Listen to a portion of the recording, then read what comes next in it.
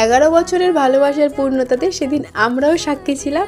ছিল আমার মাসির বিয়ে। চলো সেই মিনি ব্লগটাই তোমাদের সঙ্গে শেয়ার করি। তল্পি তল্পা গুছিয়ে আমি বেরিয়ে পড়েছি সেই সকালবেলা, কারণ আমাকে পড়িয়ে তারপর যেতে হতো। আর তারপর মা আর আমি মিলে এখানে স্টেশনে বসেছিলাম মামাদের আসার জন্য। এরপর সবাই মিলে একসাথে পৌঁছেও গেছি। আর দেখো আমাদের মিষ্টি ব্রাইডকে কেমন লাগছে। এরপর আমরা চলে গেছি সেই ভেন্যুতে দুপুরের খাওয়াটা খেতে, কারণ সকাল থেকে সেরকম ভাবে কিছুই খাওয়া হয়নি, গিয়ে একদম লাঞ্চ করে নিয়েছিলাম। এরপর খাওয়া দাওয়া সেরে আমরা একটু রেস্ট নিয়ে নিচ্ছিলাম। আর এদিন এতটাই গরম পড়েছে, আমরা রেডি হবো কি হবো না করে ফাইনালি রেডি হয়ে চললাম। এরপর আমরা সোজা চলে গেছিলাম ভেন্যুতে। আর ওখানে গিয়ে দেখি ওদের তো এখনো শুভ দৃষ্টি হয়নি। এরপর ওখানে কিছুক্ষণ থেকে আমরা চলে গেছিলাম উপরে ফটো তোলার জন্য।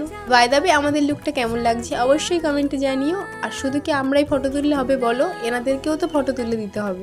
এরপর আমি আবারও একটু ক্যামেরার সঙ্গে রঙ্গি ভঙ্গি দিয়ে চলে গেছিলাম পকোড়া খেতে, কারণ পেট পুজোটাও তো একটু করতে হবে নাকি। আর এই যে এই ব্যক্তিটা আমার সাথে থাকলে আমরা যে কি করি তোমরা তো এতদিনে কম বেশি বুঝে গেছো। তো এরপর ফুচকা স্টলটা অনেকক্ষণ ফাঁকা থাকায় আমরা গিয়ে 2-3টে ফুচকাও খেয়ে নিয়েছিলাম। দেন আমরা এখানে একটু গল্প করছিলাম আর টুকটাক খাওয়া দাওয়া করছিলাম। এরপর চলে গেছিলাম বিয়ের সেই সব থেকে সুন্দরতম মুহূর্তের সাক্ষী হতে। এদের এই কাজকর্ম দেখে তো বুঝতেই পারছো, পুরো সোশ্যাল মিডিয়া জুড়ে এখন যে ট্রেন্ড চলছে এরাও সেটাই ফলো করছে।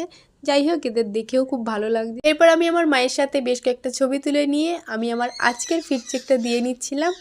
খেতে বসতে অনেকটাই রাত হয়ে গেছিলো, তাই সেরকমভাবে কিছু খাওয়া হয়নি আর তাই কোনো ক্লিপও নিতে পারিনি। এরপর আমরা একটা রিল শ্যুট করে নিচ্ছিলাম। আর এটা ছিল তার পরের দিন সকালে বিদায়ের একটা ছোট্ট ক্লিপ। সমস্ত রিচুয়ালের পর মাসি তার শ্বশুরবাড়ির উদ্দেশ্যে রওনা দিয়েছে আর আমরাও তার সাথে সাথে বেরিয়ে এসেছিলাম। তো এই ছিল মাসির বিয়ের একটা ছোট্ট মিনি ব্লগ। তোমাদের মিনি ব্লগটা কেমন লাগলো অবশ্যই কমেন্টে জানিও। টাটা।